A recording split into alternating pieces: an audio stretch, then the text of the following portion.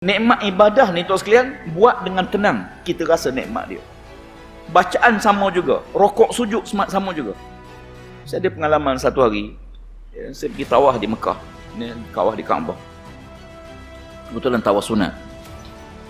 Dan saya niat pada waktu itu nak tawaf dengan tenang, saya tak nak cakap dengan siapa-siapa dan saya tak nak tengok siapa-siapa.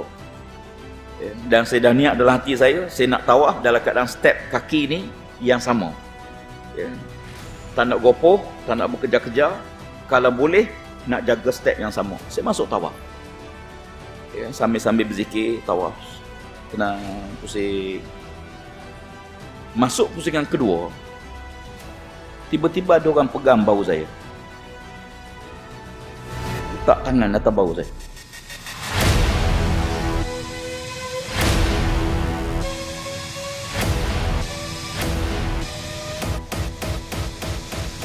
Saya dah janji dengan hati saya dah janji saya tidak akan tengok siapa-siapa dan saya tak akan bercakap dengan siapa-siapa. Jadi bila tangan tak terbau, semua tak siapa pula ni. Yang pelik tuan-tuan, dia letak tangan atas bahu saya, dia tak cakap apa-apa.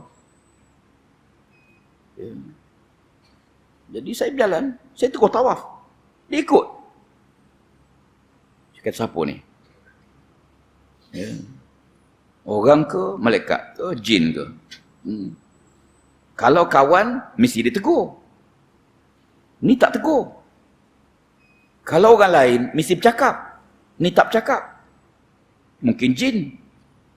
Mungkin malaikat. Kalau malaikat, kalau kena Israel, nyanya. Ini malaikat apa ni? Tak apalah. Saya terus pusing tawaf. Kedua, tiga, empat, lima. Dia ikut tuan-tuan. Tangan duduk atas bahu saya tak turun-turun. Sampai habis pusingan ketujuh. Habis pusingan ketujuh, saya selesai. Saya tengok dia. Tengok-tengok orang perempuan. Silap tak tengok awal. Tengok-tengok orang perempuan, seorang makcik tua. Dia beritahu, dia kata saya nak sangat tawaf.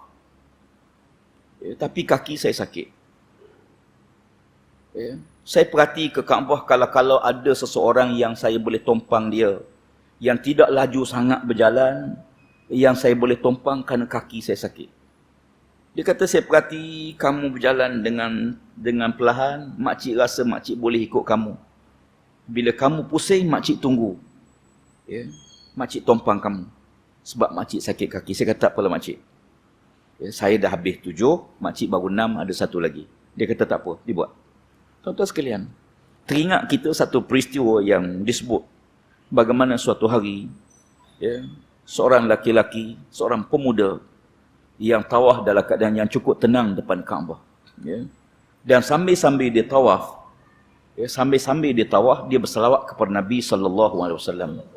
Setiap langkah dia berselawat kepada Nabi. Yang kebetulan pada waktu itu, di hadapan Kaabah ada seorang ulama yang terkenal. Allahumma salli ala nama dia siapa? Sufyan Ats-Tsauri rahimahullahu taala. Syekh Sufyan Ats-Tsauri. Syekh Sufyan Ats-Tsauri ni tuan-tuan sekalian, kalau kita baca latar belakang kisah dia ni antara orang yang beribadah depan Kaabah hingga ditegur oleh sahabat dia. Tak apalah. Jadi Syekh Sufyan Ats-Tsauri ni bila tengok pemuda tersebut, ditahan. Dia kata, aku dengar setiap langkah kamu berselawat pada Nabi SAW.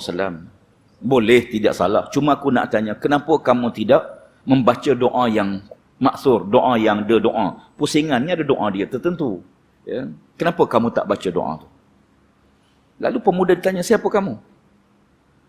Laki-laki itu kata, akulah Sufyan Ats-Tsauri.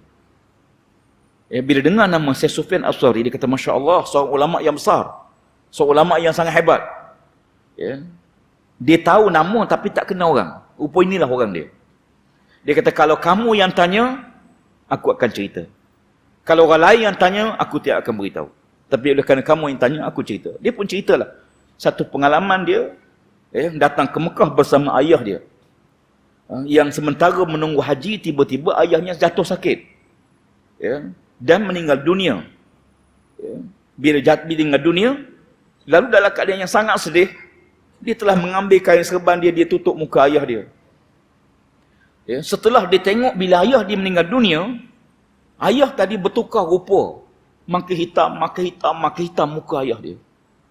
Ya, menyebabkan dia rasa takut tengok muka ayah dia sendiri. Kenapa ayahku jadi macam ni? Dia pun ambil kain serban, dia tutup muka dia sambil minta ampun pada Allah Subhanahu Wa Taala.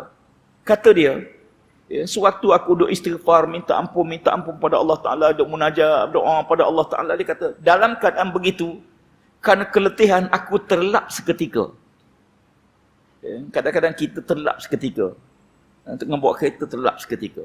Kadang tengah semayang, terlap seketika. Ya, ada. Ya, yang tak ada orang tengah makan, terlap pun ada. Ya. Bukan tertidur. Tengah dengar kuliah, tertidur seketika. Itu pada. Lalu kata dia, waktu aku terlap seketika tu, aku didatangi oleh seorang laki-laki memakai jubah putih dan berserban putih. Ya. Laki-laki ni sampai dekat ayahku, lalu dia membuka kain yang aku tutup muka ayahku. Dan dia menyapu muka ayahku sebanyak 3 kali. Ya. Setelah dia sapu muka ayahku, aku tengok rupa ayahku, daripada hitam pekat bertukar sikit-sikit, akhirnya cerah. Ya. Lalu aku tanya, siapa kamu? Laki-laki itu kata, akulah Rasulullah. Aku datang pada ayah kamu. Ayah kamu pernah melakukan dosa besar pada Allah Ta'ala dan tidak bertaubat. Tetapi mulutnya sentiasa berselawat kepadaku. Aku mohon rahmat Allah Ta'ala agar Allah mengampun dosa ayah kamu. Ya. Apa amalan dia? Sentiasa berselawat kepadaku. Ya. Kata dia, setelah dia bercakap begitu, aku terjaga. Aku terus pergi buka kain yang menutup muka ayahku. Wahai Syekh Sufyan, benar-benar aku tengok muka ayahku tidak lagi hitam sebagaimana waktu sebelumnya. Bermula hari itulah aku tidak pernah tinggal selawat kepada Nabi sallallahu alaihi wasallam. Ya akhi, kita tak ada Nabi lain melainkan Nabi Muhammad sallallahu alaihi wasallam. Ya. Kalau tanpa Nabi kita tak kenal siapa Allah.